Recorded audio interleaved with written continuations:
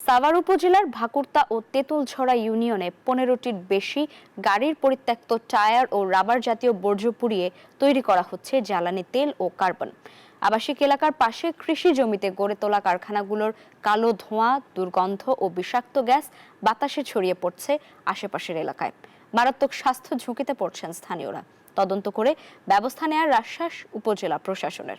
নাজমুল হুদার তথ্যচিত্রে desk report.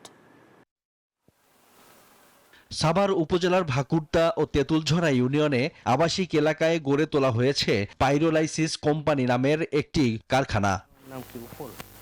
পুরনো tyre ও rubber জাতীয় বর্জ্য পুড়িয়ে তৈরি করা হচ্ছে জ্বালানি তেল ও কার্বন। নির্গত কালো ধোঁয়া বাতাসে ছড়াচ্ছে কার্বন মনোক্সাইড, নাইট্রোজেন ও মিথেন সহ বিভিন্ন ক্ষতিকর রাসায়নিক গ্যাস।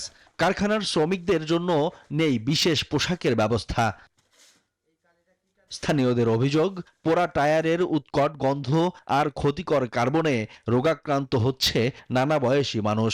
নির্গত ধোঁয়ার আস্তরণ পড়ে বাসাবাড়ির খাবারেও, কালি পড়ে নষ্ট হয় কাপড় চোপড়। মাঝে মধ্যে মিষ্টি টিষ্টি করলে বাতাসে যে সময় উপরে ধোঁয়াটা নিচ দিকে মারে, ওই সময় দেখা গেছে হালকা পাতলা সমস্যা হয়, কিন্তু এমনি সচরাচর আমরা ধোঁয়াটা আকাশের দিকে উড়াই দিই। আমরা গরিব মানুষ তো, আমরা যে কোনো কাজ করতে বাধ্য আছি। মরমু আর বাঁচমু এটা আমরা দেখার বিষয় নেই। কারণ যে কাজ করি আমরা, এই কাজে ঢুকে গেছি, আশা করি এই কাজে তেমনি আস্তে আস্তে বেরিয়ে যাব, কিন্তু এই সব জায়গায় থাকা ঠিক হবে না। ক্ষতিকর কালো ধোঁয়ার কারণে নষ্ট হচ্ছে গাছপালা, কমে গেছে ফসলের উৎপাদন।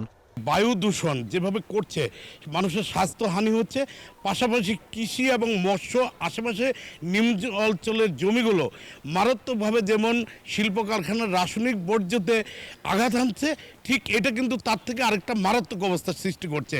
কারখানাগুলো কোনো অনুমোদন নেয়নি বলে দাবি পরিবেশ অধিদপ্তরের। এদিকে তদন্ত করে ব্যবস্থা নেওয়ার আশ্বাস উপজেলা প্রশাসনের।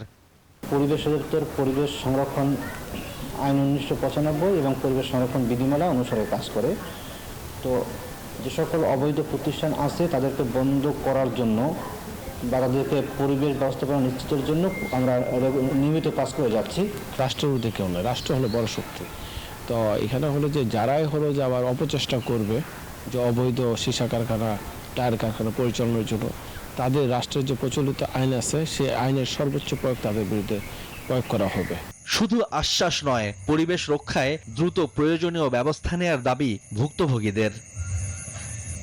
Shoaib Shamim, desk report, news 24।